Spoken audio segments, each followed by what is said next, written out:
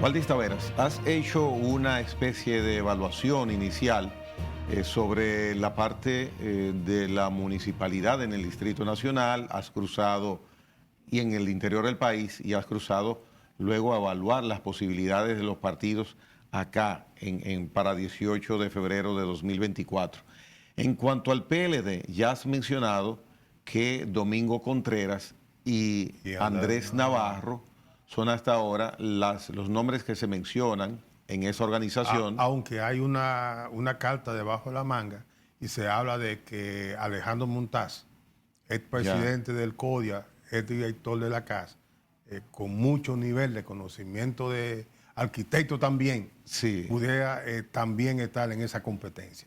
Y mencionar a Giovanni Leiva, miembro del Comité Central, que pudiera también y estar, ha mencionado, inclusive ha estado acá, que tiene esas aspiraciones. Su intención sí, de buscar la candidatura. He señalado los dos con más tradición municipal, que son Andrés Navarro y Domingo Contreras. Bien, y supongo que sí, Alejandro va a entrar, no debe usar mucho el tiempo, porque el tiempo va caminando. Y el PLD tiene una situación que pudiera ayudarlo, si no en lo inmediato, hacia el futuro. Y es que hace 2 semanas abrió una escuela de formación de gobierno municipal. Entonces, ahí pudieran formarse las posibles voces de oposición que no ha tenido el PLD en 8 años en el ayuntamiento de la capital. ¿Y quién es el director de esa escuela? Lo encabeza Francis Jorge, que es una buena técnico, que pasó de la sociedad política civil, porque es una técnica de la sociedad civil, a la sociedad política partidaria cuando fue candidata a vicealcaldesa con Domingo Contreras en la pasada elección, en el 2020. Entonces, tenerla al frente de esa escuela, para mí es un punto de mucho avance, si ellos pudieran ponerla a funcionar. Y yo confío en Francis. Francis tiene capacidad de trabajo. Uno que la conoce, tiene tanto tiempo ligado en este mundo municipal, puede hacer esas consideraciones. Entonces, ese es un punto de que el PLD pudiera tener verdaderos regidores que hagan la posición de fiscalización y de propuesta. Hay una parte que sería interesante si tienes la información que la abordaras, y es el método de escogencia del candidato a alcalde que tendrá el Partido de la Liberación Dominicana acá en el Distrito Nacional, porque en el PRM ya indicaste que las primarias internas son las que habrán de determinar. Hasta ahora, ahí yo tendría mi reserva por lo que ha sucedido previamente con otras situaciones, pero bueno, el PLD, ¿conoces cómo determinará su candidato a alcalde? No, ellos no han definido eso, pero un partido como el PLD, que ha sufrido una baja tan considerable en su membresía y que su padrón se basó esencialmente en el clientelismo del Estado, no creo que se arriesgue a a hacer los mismos procedimientos que hizo antes en los pasados procesos electorales, que fueron la primaria abierta con la totalidad del padrón electoral. Lo hizo ahora en unos procesos en el que no salió muy bien. ¿Tú te refieres al 16 de octubre? Sí. Para la presidencial. Sí. Entonces lo hizo muy... Pero ahora, en el caso de esto, yo creo que ellos hagan una votación cerrada con sus miembros, porque ellos han hecho un nuevo padrón de miembros y eso lo podría ayudar. Y entiendo que no se van a meter en que hagan un proceso abierto y tengan muy baja votación. Yo sí voy a querer que tú incursiones en tu evaluación, así como hiciste con PRM. Domingo Contreras ha sido 1 o 2 veces candidato del PLD. Una vez. Una vez. Andrés Navarro no lo ha sido. Entonces, conociendo la impronta de Domingo Contreras en torno a su intención de trabajar hacia la municipalidad, la intención ahora de Navarro, ¿cómo piensas tú que podrían estar esas fuerzas correlacionadas internamente en el PLD? Mira, Domingo tiene una fuerza en la parte de los dirigentes de la zona de la circunscripción 2 y 3, que son las de menor calidad en términos económicos. Y porque Domingo, al trabajar por tantos años con Roberto, es a la mano ejecutora del día a día. O sea, yo digo que aquí en la capital han existido 2 secretarios de la alcaldía que han jugado su papel. Luis José Chávez en la gestión de Johnny y Domingo en la gestión de Roberto. Después los otros no han sido los ejecutores. Entonces, ¿qué te voy a decir? Domingo tiene eso. Andrés Navarro, si bien tiene una articulación con la sociedad política civil de esas circunscripciones pobres, porque él tuvo en el centro Juan Montalvo, en toda esa ciudad alternativa, por ahí se estuvieran dividiendo ellos eso, pero Navarro tiene una fortaleza en la clase media y media alta que está en la circunscripción 1 y que son PLDistas. Y todo parece indicar que tiene la bendición de Danilo, porque muchos de los entendidos dicen, y de los cercanos, que él no iba a arriesgarse después de ser precandidato presidencial a venir a ser precandidato a la alcaldía de la capital. Y obviamente le comentaba a ese amigo que no pudiera no verlo tan solo así, porque en el pasado Peña Gómez fue candidato presidencial y luego pasó a ser un candidato a la alcaldía, después de haber sido alcalde. Para mí, Domingo, en un proceso interno, si es cerrado, pudiera tener ventaja y terminar siendo el candidato, pero a un año, y estamos a 8 meses de celebrar las primarias, yo podría decir que prácticamente pudiera medirse un empate entre ellos dos. Y si surge la tercera figura que mencionaste, Alejandro Montaz, ¿qué opinarías? Mira, Alejandro sería una figura a competir, pero a competir muy fuerte, porque durante su gestión en la CAS, él pudo articular con los sectores más pobres en todo ese proceso de remediación de cañada, del drenaje pluvial, que es la planta de tratamiento. Eso lo acercó mucho. Y segundo, su condición de arquitecto, muy ligado a la clase alta dominicana, y su gestión en la CAS, que ha sido una gestión no cuestionada, le da una garantía de que va a competir. Y hacia afuera lo veo con más aceptación que Andrés Navarro y más aceptación que Domingo. De contrario, Domingo tiene un rechazo de la clase media y media alta y Andrés Navarro una especie de aislamiento de los sectores más populares. Y mientras entonces que Montaz pudiese combinar esas dos aceptaciones. Por su trabajo directo, por su cercanía Y por con su la tracto comunidad. social. Sí, muy bien, muy bien. Interesante ese aspecto dentro del PLD que habría que ver después que crucemos a Fuerza del Pueblo, que miremos a las 3 organizaciones, pero ya eso al final. Pasemos a Fuerza del Pueblo, que es un partido nuevo, un partido que por primera vez, se puede decir, presentará credenciales de poder haber recorrido un proceso preelectoral y electoral completo en este cuatrenio 2020-2024, a diferencia de 2020, cuando apenas unos meses tuvo de chance, en este caso Johnny Ventura, para crear, organizar y desarrollar su candidatura a alcalde. Paso contigo a Fuerza del Pueblo. Mira, la Fuerza del Pueblo tiene 2 precandidatos. Hay que contar que siendo un partido completamente joven, obtuvo regiduría en la capital y lo hizo en la circunscripción 1. Eso es significativo. Está el señor Páez, que está peleando, Paz.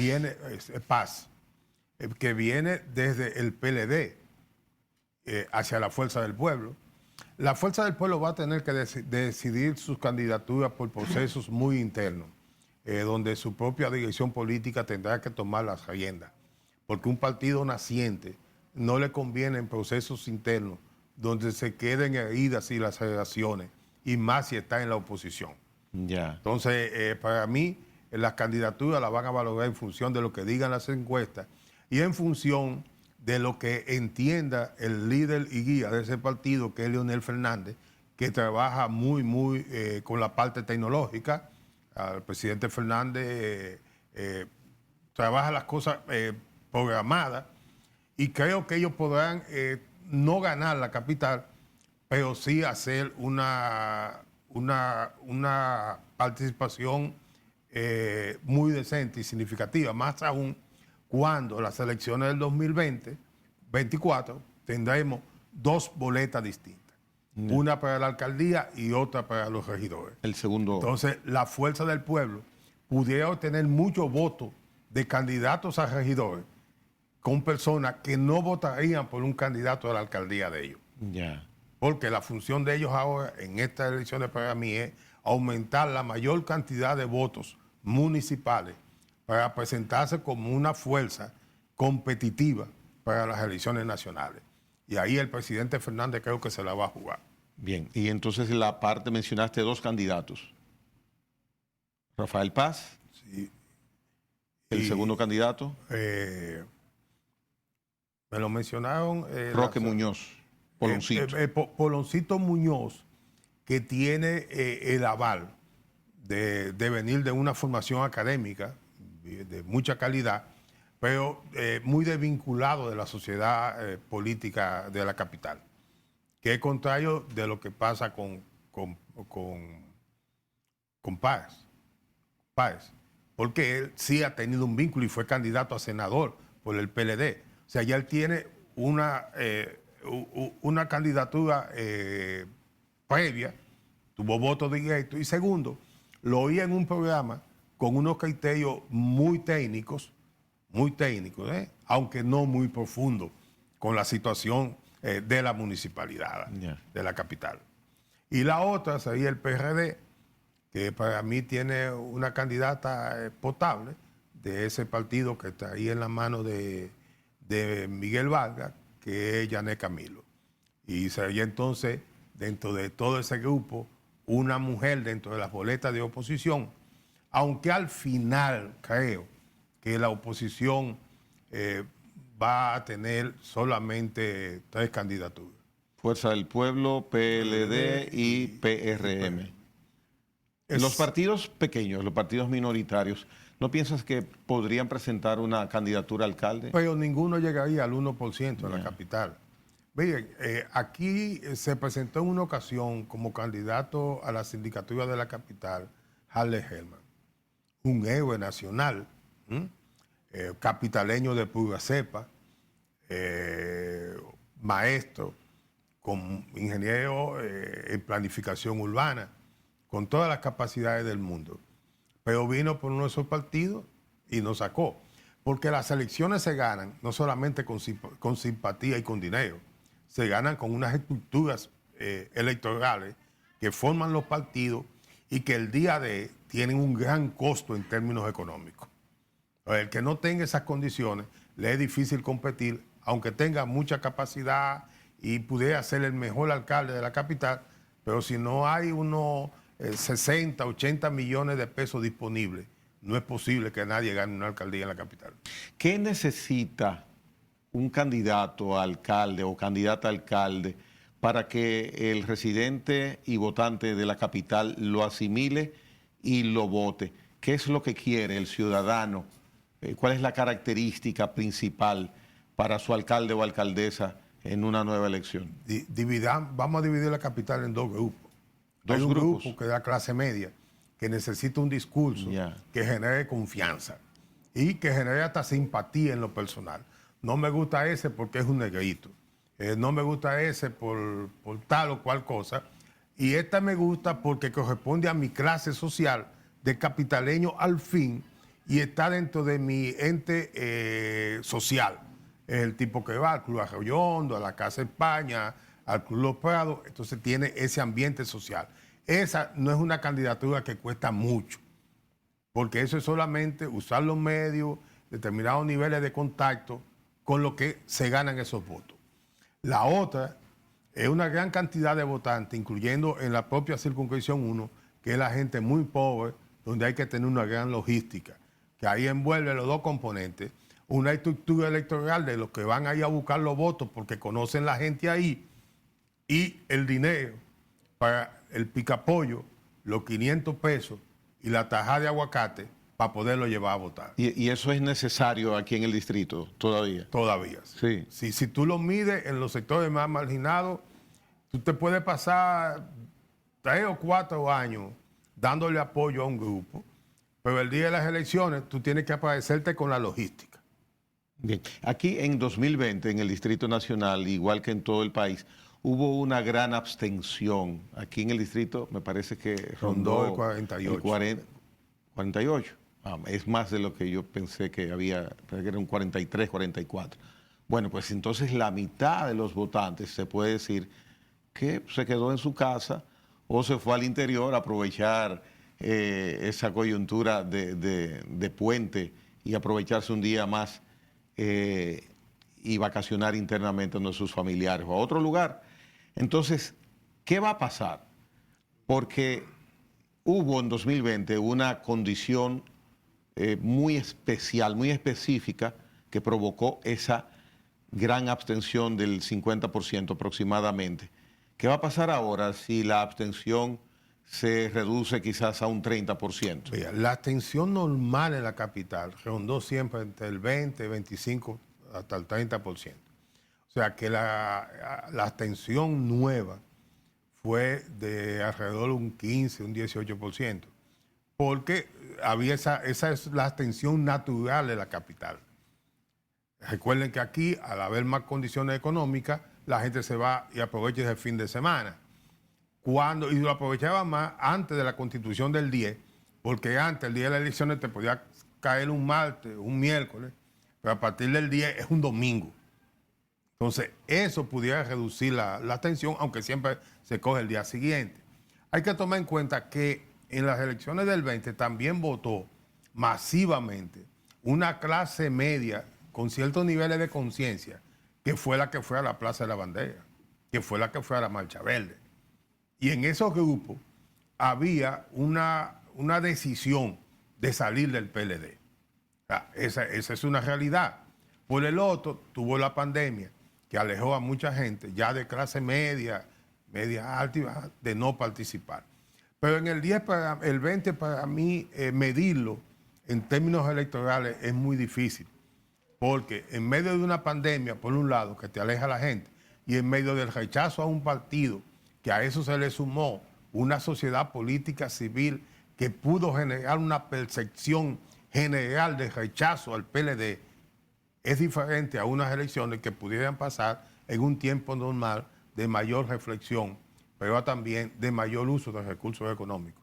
Bien analizado, bien ponderado por Waldis Taveras, y ya llegando a la parte final de esta primera entrega de diferentes análisis y evaluaciones que vas a hacer aquí cada viernes a partir de hoy, quiero entonces que pases a tu percepción en base a la evaluación que has hecho, independientemente de la posición personal que puedas tener, sobre qué piensas que hoy, si fuera el día de las elecciones, si fuera 18 de febrero de 2024, ¿qué piensas sucedería en la ciudad capital? Si la candidata del PRM es Carolina Mejía, sin importar los regidores que lleve ni cuántos regidores saque, pudiera ya influir su cosa, pero estaría rondando las elecciones, la votación estuviera rondando el 70%.